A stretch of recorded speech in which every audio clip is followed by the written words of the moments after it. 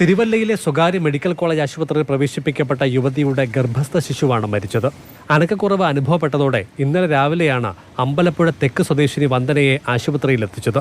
Gynaecology വിഭാഗം doctor Susan വന്ദനയെ admit ചെയ്യാൻ തയ്യാറായില്ലത്രേ. ബന്ധുക്കളുടെ നിർബന്ധത്തെ തുടർന്നായിരുന്നു പിന്നീട് ആശുപത്രിയിൽ പ്രവേശിപ്പിച്ചത്. എന്നാൽ ഡോക്ടർ പരിശോധിച്ചില്ലെന്നും പരാതിയുണ്ട്. വൈകുന്നേരത്തോടെ യുവതിക്ക് വീണ്ടും അസ്വസ്ഥത അനുഭവപ്പെട്ടു. ഒടുവിൽ സ്കാൻ ചെയ്തപ്പോൾ കുഞ്ഞ് മരിച്ചതായി കണ്ടെത്തുകയായിരുന്നു അത്രേ.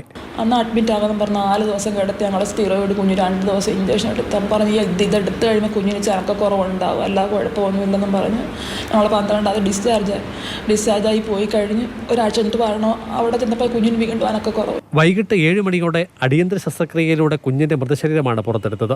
ശസ്ത്രക്രിയയ്ക്ക് വിധേയയായ വന്ദന തീവ്രപരിചരണ വിഭാഗത്തിൽ ചികിത്സയിൽ തുടരുകയാണ്.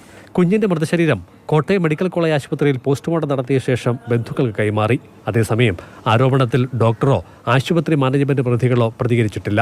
മാതൃഭൂമി ന്യൂസ്, പത്തനംതിട്ട.